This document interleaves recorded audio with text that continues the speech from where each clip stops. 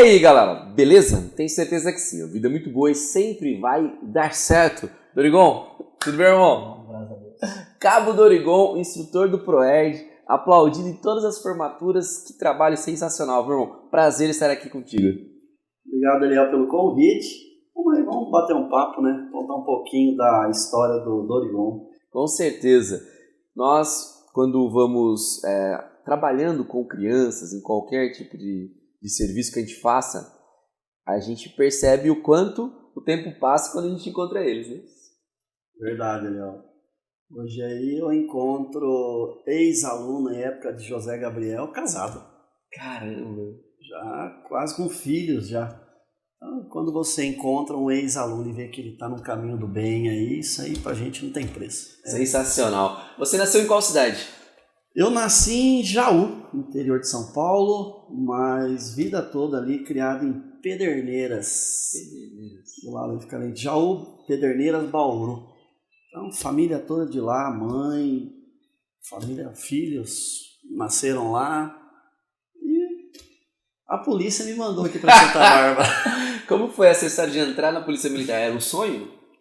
Na verdade, começou em 95 no tiro de guerra. Pederneiras tinha tiro de guerra, eu servi em 95, e aí após o término o pessoal começou a falar de polícia. Na época a gente sempre tem aquela visão de polícia é perigoso, né, Léo? Então, a população tem essa visão que porque está armado é perigoso. Eu tinha essa visão, alguns companheiros de TG entraram na polícia nessa época, 96, 97, e aí conversando depois com eles eu comecei a ver que não era bem como se falava. Aí começou a surgir o interesse.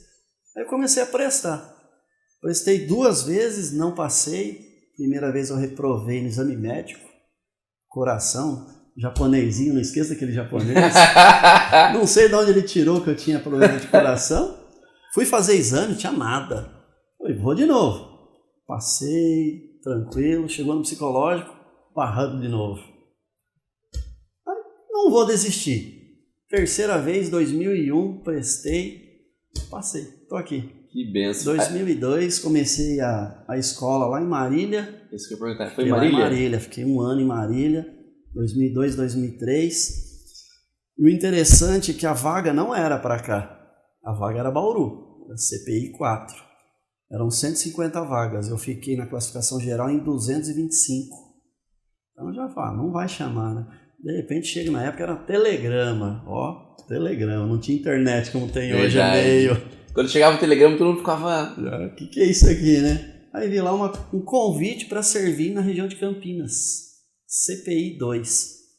Aí conversa vai, conversa vem com a família.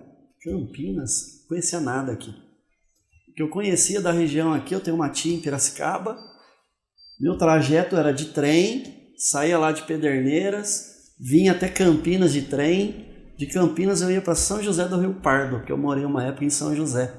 Então quando a gente ia viajar para ver os familiares lá, fazer esse trajeto.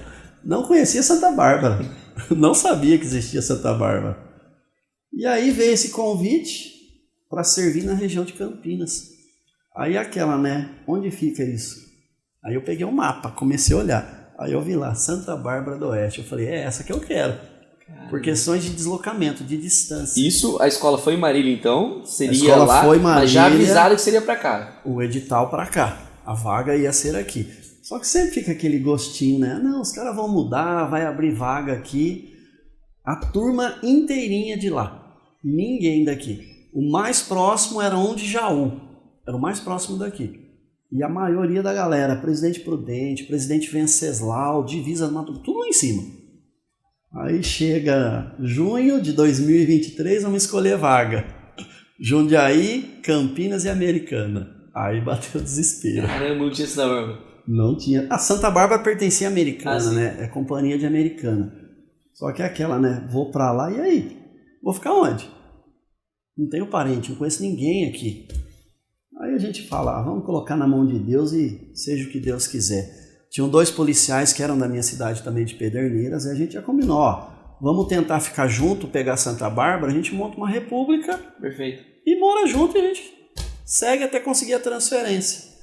Deu tudo errado. Deu tudo errado.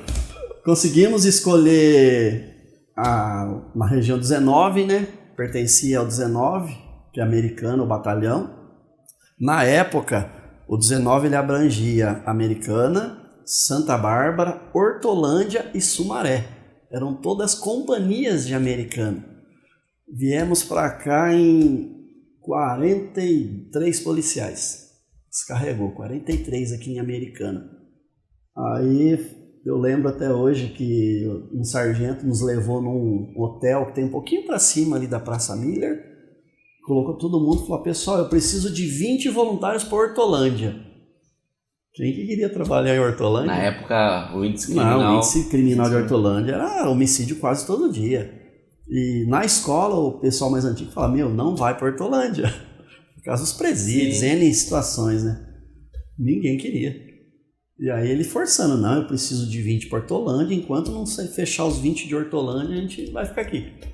Aí com muito custo fechou, aí começam as panelinhas, né, os amigos: não, vamos, a gente monta tal. Fechou os 20 para Hortolândia, agora eu quero 10 para Sumaré. E ficamos a tarde inteira lá e não fechou esses 10.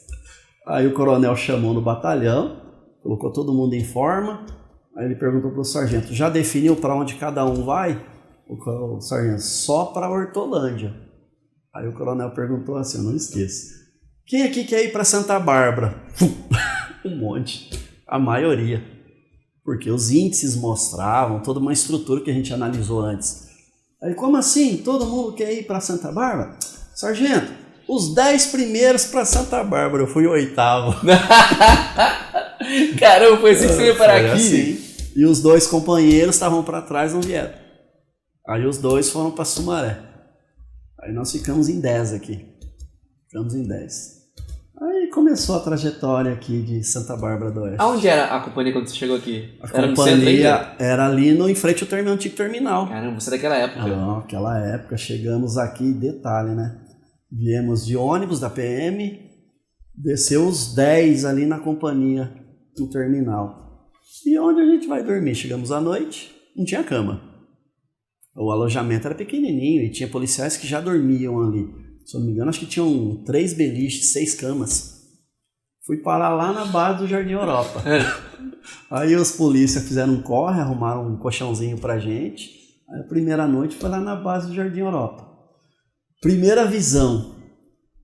Rapaz, bateu desespero aquele dia. Eu não esqueço a visão do antigo Conquista, cara. Aquela visão chocou. Descendo a rua Portugal, decidão do Portugal, eu olhei para aquilo lá embaixo na minha frente e falei: Senhor, onde eu tô? Naquela época o Conquista era terra, era tudo madeira. A visão era... O antigo Zumbi era perto, né? Era Conquista. Então a visão chocou. Eu não conhecia, né? Eu não tinha ideia de como era a cidade. Então aquele primeiro impacto, eu falei: Senhor, onde eu estou? Você tinha quantos anos? Na época eu estava com 28. Então... Mas foi legal. Aí a gente se apresentou, foi todo mundo pro policiamento a pé. Todo mundo encheu a Praça Central de Polícia. Aí começamos a conhecer a cidade. E aí uma pessoa que eu não posso deixar de agradecer, seu Derli, Imobiliária Derli. Ali do lado da antiga rádio Luz ali, né? Meu, bom pai. Fui conversar com ele, precisando de casa para morar. O cara ajudou a gente de uma maneira que não tem como esquecer, legal. Cara. Ele arrumou uma casa para nós ali no João do Ouro, um pouquinho antes do João do Ouro tem um escritório, parte de cima. Juntou os 10. Fizemos uma república em 10 policiais. Foi todo mundo morar lá. A turma inteira. A turma inteira. Foram uns 10 para lá. Meu, só que... Não sei se você já morou em República, né? República, cara, é loucura. Nunca morei. É loucura. Ninguém quer fazer nada, tudo jogado. Cara, dos casados, eu era o que tinha mais tempo de casado na época. Então, pra mim, não dava aquele ambiente. Vários polícias solteiros já começaram a fazer namorico e festa, não sei o quê. Então, pra mim, não era ambiente. Aí fui lá: seu Derli, eu preciso de outra casa. Aí pra você, como mundinho pequeno, né? A sua casa. A casa que você tá lá. Aí conversei com ele, Timbiras, 625. 625. Aí fomos para lá. Eu, Américo, que hoje está no Bombeiro, o Pádua, que já não é mais policial, hoje é piloto de avião, e o Sargento Caetano, que está lá no batalhão, os 4. Cara, eu lembrava do Caetano. Caetano, está lá no batalhão. Então, é os mais tranquilos, né? Então, cara, melhor coisa que eu fiz. Foi unindo e foi se ajeitando. Aí ficamos um tempo ali, aí começamos a ir polícias e bico, não tem jeito, né? Vida é polícia e bico, era polícia, bico. Aí falar de união, né? Tempos ruins pra mim no União, porque a União tava na 1ª divisão, né? Caramba! Cara, eu não ia embora, não conseguia viajar. Tinha escala extra? Escala extra praticamente todo final de semana. Verdade, Corinthians, era São Paulo. Então, pra cidade é ótimo, mas para nós policiais não, porque escala extra, não tem jeito. E demorava demais. Uma viagem daqui para lá de ônibus era em torno de 5 horas de viagem. E aí tinha jogo do União, não ia embora, porque como que eu ia? Ia dormir para voltar. Chegava a ficar quanto tempo aqui? Cheguei a ficar aqui de mês, 30 dias sem conseguir viajar, por causa de escalas extras. Numa época que não tinha chamada de vídeo, não tinha WhatsApp como é hoje. 2004, 2005, não tinha nada disso. E aí começou a estressar, né? Começa a estressar, você não consegue viajar. Fim de ano agora, Natal, Ano Novo, você não consegue viajar, não tem passagem de ônibus. E aquela loucura. Aí fui cansando, aí em 2006 veio os ataques, aí falei família, não aguento mais. Ou vocês vêm comigo pra cá, ou o casamento vai acabar. E aí conversou, a família resolveu vir, veio todo mundo pra cá aí, estabilizou. Você tem quantos filhos hoje?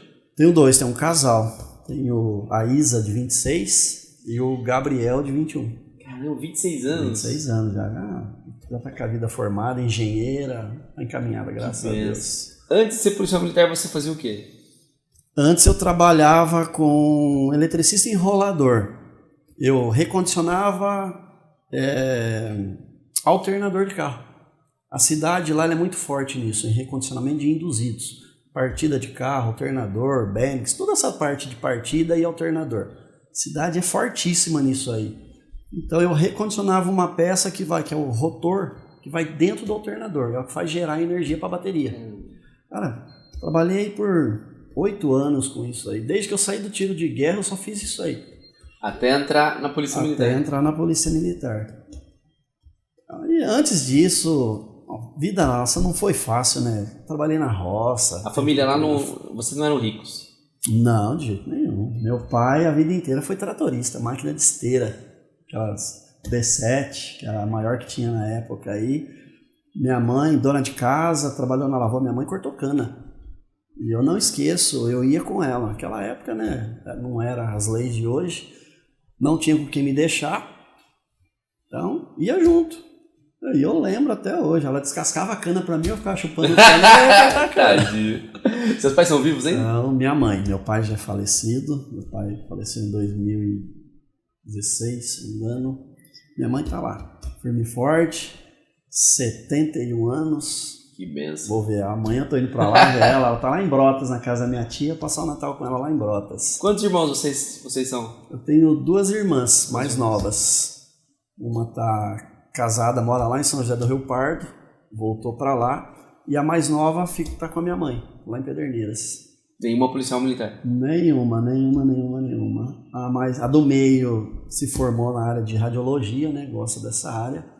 E a mais nova, do lar, cuida dos filhos, trabalha na APAI, lá em Pederneiras. Legal. Família humilde. Nunca estudei em escola particular, nenhum de nós. Escola pública sempre. Nunca repeti de ano. E a pé, eu falo pro pessoal, pros alunos hoje, falei, gente, eu ia a pé para a escola. Eu estudei à noite desde a 7ª série. Foi quando nós estávamos em São José do Rio Pardo, meu avô, por parte de pai, faleceu. Aí não sei o que deu no meu pai e quis voltar para lá. Abandonou tudo para lá, arrumou um emprego lá em Pederneiras e quis voltar. E eu fui primeiro com ele para ajeitar a casa e tal. Fui para a escola com 13 anos, na 7ª série, estudando à noite, primeiro emprego na padaria. Caramba. Eu lavava as louças da padaria. Trabalhava o dia inteiro e à noite ia para a escola. Então não foi fácil não. E tudo isso vai forjando para depois, né, as coisas lá na frente. Deus, ele é tão maravilhoso. Sim. Que as coisas elas vão se encaixando. Hoje, no trabalho que você faz, que daqui a pouco a gente vai chegar na questão do ProErd, tem uma vivência, né? A família era religiosa? Total. Católico ou evangélico? Sempre fomos católicos. Minha mãe sempre atuante. Então a gente herdou dela, ia junto, né? E eu sempre falo, Deus sempre em primeiro lugar, né? Tudo na vida a gente tem que colocar Deus em primeiro lugar, porque a gente às vezes não entende os caminhos que Ele nos coloca. Então eu mesmo, quando eu vim para cá, falei, gente, Santa Bárbara do Oeste, não conheço nada, o que eu estou fazendo? Hoje eu entendo por que eu estou aqui. Perfeito. O trabalho que eu realizei nessa cidade aqui, a quantidade de crianças que, de uma forma ou outra, eu ajudei, tanto no ProErd, antes com palestras nas escolas aí de ensino fundamental 2 ou médio. Então, hoje eu consigo entender o porquê que o Dorigon veio para cá. Porque se eu tivesse lá, nada disso tinha acontecido. Eu estaria no mesmo emprego até hoje. Porque a empresa que eu trabalho são de primos meus. Então eu sempre vou para lá Existe conversar. Ainda hoje? Existe, tá Faz gigante. Bico ainda. Tá gigante. Faz cara. Um bico ainda às vezes ali ou não? Ah, não dá, né? Mas ele veio falando para mim, viu? Quando você vier para cá, seu lugar tá garantido. Que legal, aqui. Tá gigante, ficaram não, bem. Tá gigante, tá bem, tá estruturado. A empresa cresceu demais. E merece. Que legal. Ele passou sofrido, ele batalhou. Aquele lá merece onde chegou. Quando a gente fala com policiais militares, guardas municipais ou médicos, pessoas de ajuda, a gente percebe que às vezes nem sempre teve a vocação antes de entrar. No seu caso, você já tinha feito tiro de guerra, mas a gente acaba se descobrindo, porque tem muitas áreas dentro da segurança, né? Com certeza hoje você é um vocacionado, muitas pessoas vão se tornar policiais militares por causa de você. Sim. Né? Isso vai ser, serão coisas que vão acontecendo, talvez você nem saiba de todas. Mas dentro da Polícia Militar, como foi chegar no ProErd? O ProErd é de que ano? O ProErd em Santa Bárbara ele começou no ano 2000. 2000. Antes de você chegar? Antes de eu entrar, eu cheguei aqui em 2003. O ProErd geral é de que ano? O ProErd ele começou no Rio de Janeiro em 92. São Paulo veio para cá em 93. Nós completamos esse ano 30 anos de ProErd em São Paulo. Caramba. Inclusive, mês passado eu fui para São Paulo, tivemos um evento lá em comemoração. Legal. 30 anos. São ProErdianos? ProErdianos. Quantos mais ou menos no estado todo? Eu acho que tem uns 700, 800 ProErdianos em torno. Não tenho números exatos. São Paulo nós tínhamos no evento quase 400 ProErdianos lá no evento. Que legal. Não, é uma família gigantesca. São mais, se eu não me engano, são mais de 10 milhões de alunos formados no estado. Imagina o network entre vocês quando vocês se encontram. Deve ser legal essas conversas, experiências, né? E você vê que os policiais eles vão além do ProErd, né? Não fica só no ProErd cartilha, sala de aula. Os projetos que são desenvolvidos em torno disso são gigantescos. Em Pedreira, o policial criou os Jogos do ProErd. Ele faz um campeonato na área de esportes. Cara, é gigantesco. Que proatividade. Ele movimenta a cidade inteira com esse jogo, lota. Ele, inclusive, lá na comemoração, ele subiu lá para mostrar o trabalho. Cara, é gigantesco. Você vê a movimentação na cidade em torno do ProErd. Assim, a ideia é de uma pessoa, sim. Olha a proporção que chegou. Então aí você vê que cada um vai trabalhando na sua área ali. Então é fantástico. 30 anos no estado de São Paulo, começou em 92 no Rio, e aí quando você chegou em Santa Bárbara já tinha essa movimentação. Aí como que é? Vocês são convidados ou vocês começam a olhar, gostam, se aproximam? O ProErd, como você diz, é vocação. A pessoa tem que gostar. Primeiro ele tem que gostar de trabalhar com crianças. É fundamental. Segundo, tem regras. Não é simplesmente eu quero ir para o ProErd, eu vou. Não é. É proibido totalmente fumar. Não pode. Fumante não passa. Bebida alcoólica pode, porém, sem exageros. Isso é como nós falamos, socialmente. Sim. Agora, passar no curso não é fácil. Verdade. Cara, O pessoal de São Paulo fala, é mais fácil você passar no curso do COI, curso de tático, do que passar no curso do ProErd. Porque o curso, tanto COI tático, é mais físico. É para ver se você aguenta o psicológico e o físico. O ProErd, eles viram você do avesso. Seu psicológico tem que ser fortíssimo. Você fica o dia inteiro num curso fazendo várias atividades.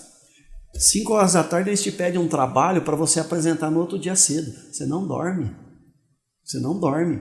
E é trabalho em grupo. Você tem que montar aquilo lá, ensaiar, porque normalmente é uma peça teatral. Então você tem que ensaiar. E vale pontuação. Então, eles fazem você se vira nos 30. Aí você está lá. Normalmente o curso é em São Paulo. Você quer comprar materiais para usar. Comprar onde? Porque você está normalmente em uma faculdade, é um espaço fechado. E aí, onde a gente vai conseguir? 5 horas da tarde. Você vai sair comprar onde? Cara, é uma loucura. Onde é o curso? Bom. O curso aí depende da região. O meu curso, eu fiz São Paulo. Já teve curso em Campinas, já teve curso em Piracicaba. Minto. Eu fiz em Piracicaba. O que eu fiz em São Paulo foi o JCC. Foi um curso que eu fiz primeiro. Marília também já teve curso, teve policiais que foram em Marília, mas hoje em dia eles centralizam mais São Paulo, mas é quando surgem opções... Todo ano tem edital? Todo ano tem em média 4 turmas. 4 turmas. 4 turmas. É que as turmas são poucos, né? São 30, 35 somente. E depois, o curso tem quanto tempo? O curso são 15 dias, são 2 semanas. E depois tem atualizações dele? Aí tem as atualizações. Aí ano a ano sempre tem uma movimentação. O ProErd, ele não é brasileiro, ele é americano. Ele veio dos Estados Unidos, tem royalties para pagar? Eu acho que não. Mas assim, tem as regras, você tem que cumprir. Então o modelo é deles, aqui a gente tem que seguir o modelo deles. O que a gente fez é transformar para a nossa realidade. Sim. E quando você pega o vídeo original, é a realidade americana. São personagens americanos que foram traduzidos. Só que tem coisas que é diferente daqui. A ideia do leão, como surgiu?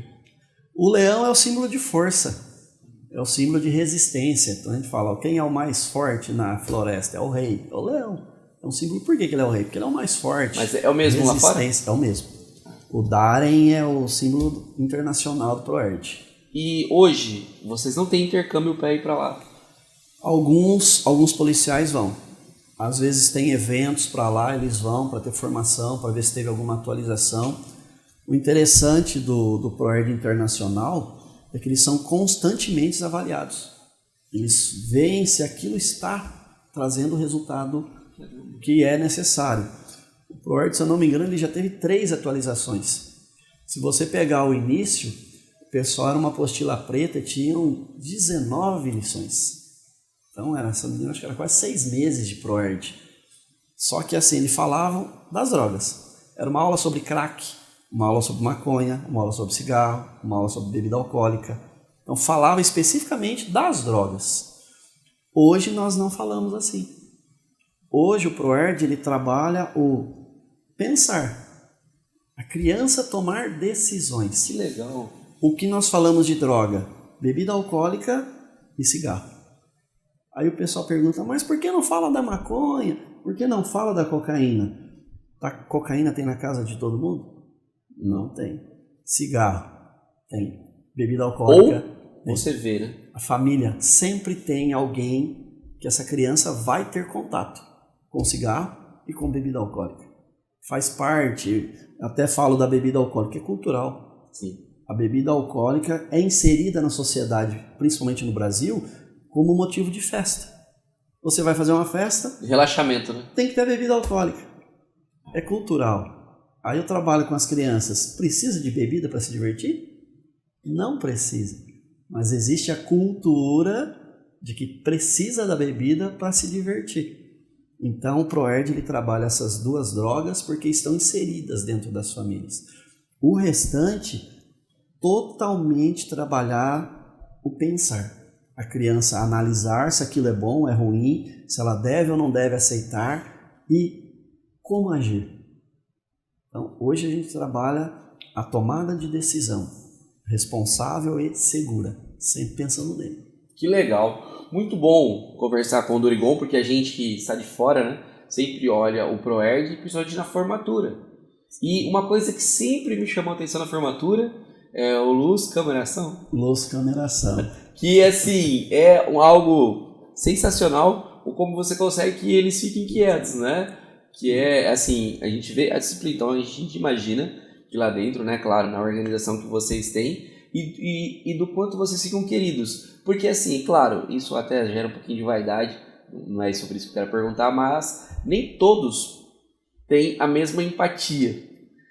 Todos que vão fazer um trabalho podem fazer um trabalho maravilhoso, ser mais próximo, mas a gente vê isso, por exemplo, tem várias coisas. Tem uns que tem um jeito diferente, né? A gente vê nos próprios, quando nós de fora a gente vai analisar, a gente vê isso. E não significa que são melhores. Sim. A minha comparação não é de ser melhor, mas de proximidade e empatia.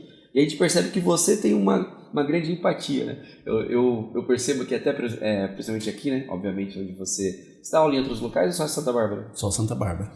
E a gente percebe que vem outros de outras outros áreas, especiais, né? das outras cidades. Mas quando você entra ali, é uma explosão, né? O pessoal super feliz e tal. Essa empatia, vocês têm cerca de 4 meses com eles? Quase 4 meses. O ProErd ele é dividido em 10 lições, a apostila que eles recebem. Então, a cada semana a gente trabalha um tema diferente. São 10 encontros, então? São 10 encontros de apostila.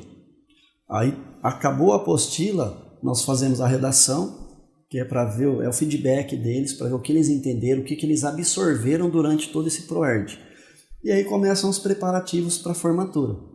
Aí tem os ensaios com a canção, a gente ensina a dança do ProErd para eles, e aí após vem a formatura propriamente dita na escola. Na escola primeiro? Na escola. É porque eu vi em algumas escolas e vi também no Rio de Janeiro, falei, será que são 2? É que o ProErd tem cidade que só faz aquela grande.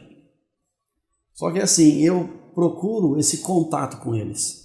Porque se eu fizer só a grande, eu não consigo entregar o certificado individual.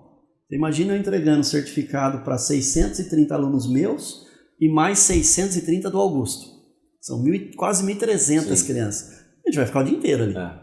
Então é impossível fazer a entrega individual. E esse é o momento daquele contato. É aquele momento da despedida, é aquele momento do abraço da criança, ver que terminou e guardar a imagem, a foto com o instrutor, que eles guardam. Eu acho engraçado. Tem mães que chegam para mim, sua foto tá lá no meu quarto. O carinho é tanto que eles colocam em quadro a foto e deixam lá no quarto. Então eu gosto dessas formaturas individuais porque é o contato que eu tenho com a criança e com a família. Sim. É o momento que eu tenho tempo de conversar com os pais, que eu posso dar um recado, que eu gosto sempre de falar para os pais, para começar a prestar mais atenção nas crianças. Porque essa mudança de município para estado causa um impacto gigantesco nas crianças. Porque eles estão deixando de ser crianças, estão partindo para a adolescência. E aí começam a cair inúmeras coisas em cima deles. Então sempre a minha fala na formatura na escola é para alertar os pais. Para atento, fica do lado, acompanha seu filho, conversa. É fundamental isso daí. Então aqui em Santa Bárbara, conversando com o Augusto, a gente optou em manter as formaturas individuais. Aí eu faço a minha, ele faz a dele, só que a gente sempre está junto. E tem essa geral. A geral é mais para mostrar para a população.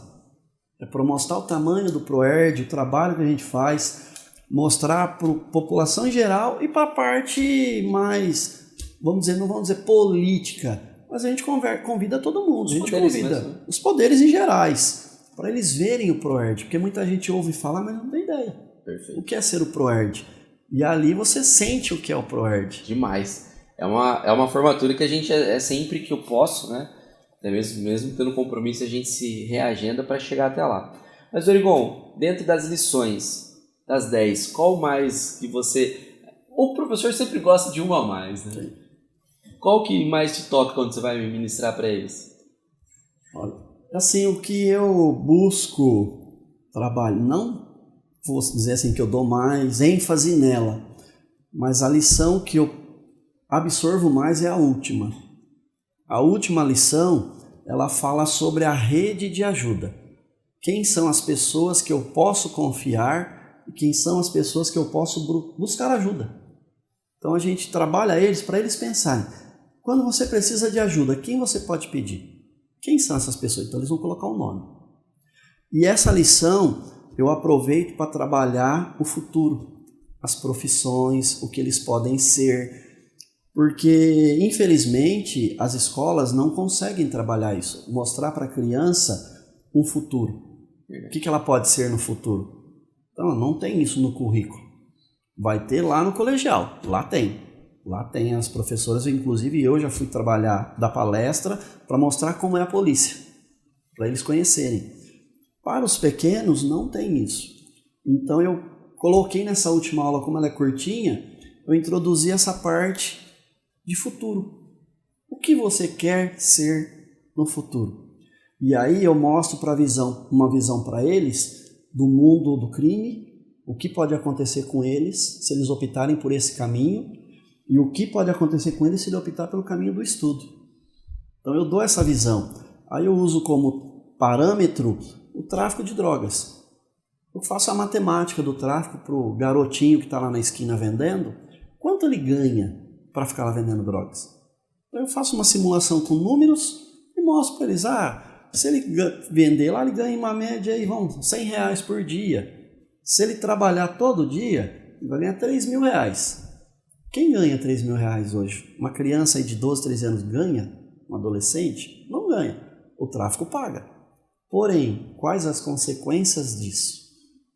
Eu brinco com eles, os 2 Cs. Cadeia ou caixão. O mundo do crime ou leva você para a prisão ou leva você para o cemitério. Aí eu mostro essa visão para eles. Ilusão. Dá dinheiro? Pode até dar. Mas e se ele estudar? Quais as possibilidades na vida dele?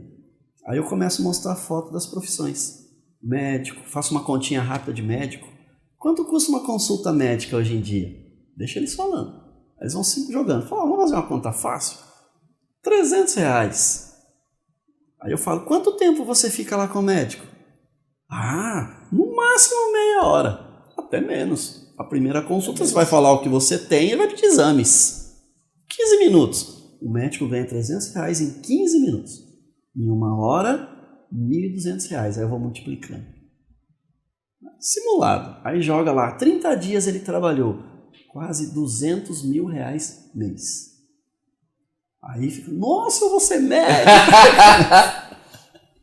Aí eu falo, não, é hipotético, porque o médico não trabalha só no particular e os planos de saúde jamais vão pagar esse valor para eles. Só que eu falo, o médico faz cirurgia, o médico atende, faz exame, tem várias formas dele. E outra, só o médico ganha bem? Aí eles, não, advogado, engenheiro, eles começam a falar. Aí eu começo a mostrar fotos. Aí ProErd é bagunça organizada. Aí eu brinco com eles na última foto. Ou você pode ser ator. Já pensou? Trabalhar, fazer filme famoso, Hollywood, igual esse cara. Eu coloco uma foto minha. Cara, aí é o ápice da aula, a molecada viva. Que legal. E ProErd, pessoa de ajuda, onde entra o Rotary na sua vida? Cara, o Rotary foi uma surpresa. O Rotary, eu recebi o convite de uma mãe de aluno, a procuradora da prefeitura, Sheila.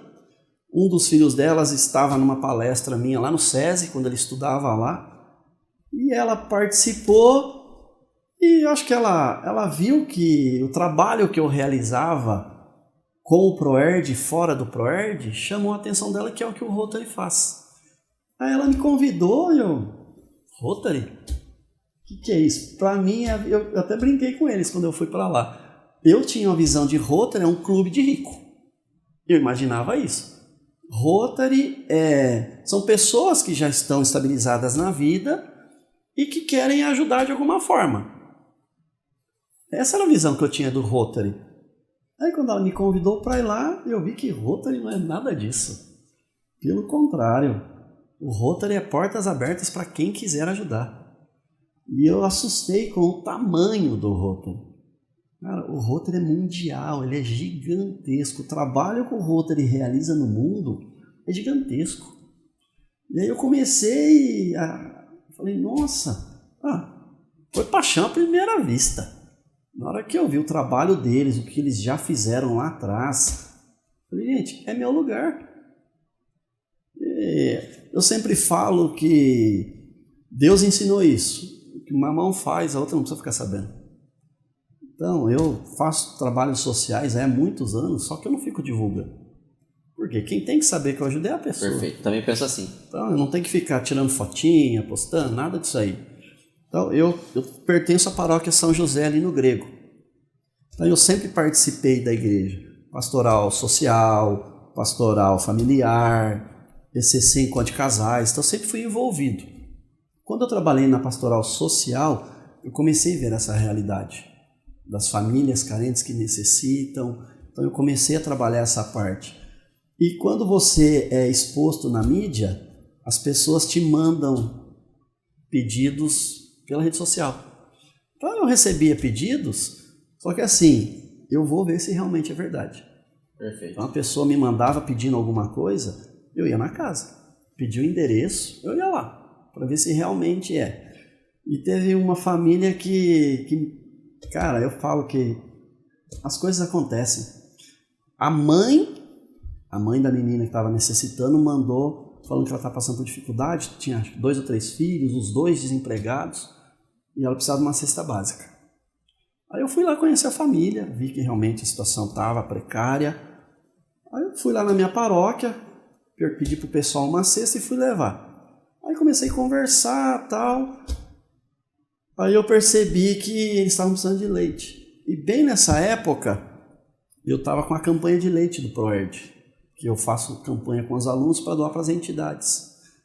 Cara, eu levei acho que uns 50 litros de leite lá. Só que eu cheguei lá, não tinha ninguém na casa. Eu falei, ixi, agora onde eu vou largar esse leite? Aí eu peguei, entrei, a casinha simples, lá pro lado do Vale das Cigarras. Eu coloquei a mão na porta, a porta estava aberta. Não tem ninguém, o que eu fiz? Descarreguei, fiz uma pilha de leite na sala, larguei lá. Escrevi um bilhetinho, tinha sido eu que tinha deixado e fui embora. Passou. Aí um dia um policial chegou em mim e falou assim, Dorigão, tem um frentista do posto ali, ele mandou te agradecer pela ajuda que você fez para ele e pediu para te avisar que agora ele está trabalhando. Então ele pediu para te agradecer por tudo que você fez para ele. Cara, isso aí não tem preço. Então, você vê, ninguém sabia disso aí. A única que sabia era a minha parceira que estava junto comigo. Ou seja, a pessoa não esqueceu. E o interessante, falou, mandou me avisar que agora ele está trabalhando, que agora a família... Agora não precisa mais. Olha que benção. Na pastoral social, mesma coisa. Eu fui entregar uma cesta lá no cruzeiro, a esposa falou para mim, falou assim, viu, a partir do mês que vem não precisa trazer mais não, que agora eu consegui um biquinho, então a gente consegue se virar. Pode passar essa cesta para quem estiver precisando mais. Cara, você ouvir isso de uma pessoa, aí você vê que é caráter. Só fortalece o trabalho de voluntariado, se fala, realmente vale a pena, né? Então, aí quando eu entrei no Rotary, eu falei, viu, é minha cara. Só que aí você começa a conhecer, peraí, não é bem assim. É além. O Rotary, ele não faz trabalho social, exemplo, cesta básica. Por quê? Não adianta você dar uma cesta para ele esse mês. Mês que vem ele vai precisar de outra. Então, qual que é o trabalho do Rotary? É proporcionar algo para aquela pessoa não precisar mais do Rotary. Então, o Rotary trabalha a questão de profissional. Dar algo para ela fazer. Então, o nosso trabalho principal é trabalhar com as entidades, fortalecer, dar meios para essa entidade, dar um curso profissionalizante para essas pessoas, para eles começarem a trabalhar. E eles proverem o próprio sustento deles. Um exemplo, o maior exemplo nosso é a cooperativa Juntos Somos Fortes. Sensacional o trabalho, hein? Então, o Rotary tem uma parceria gigantesca ali dentro da cooperativa. Olha para a cooperativa hoje. Olha a quantidade de famílias que estão trabalhando ali, que hoje estão tendo seu próprio sustento deles mesmos. Um outro trabalho lá no Zabane, se não me engano, acho que é Imaculada lá, que cuida, nós compramos máquinas de costura.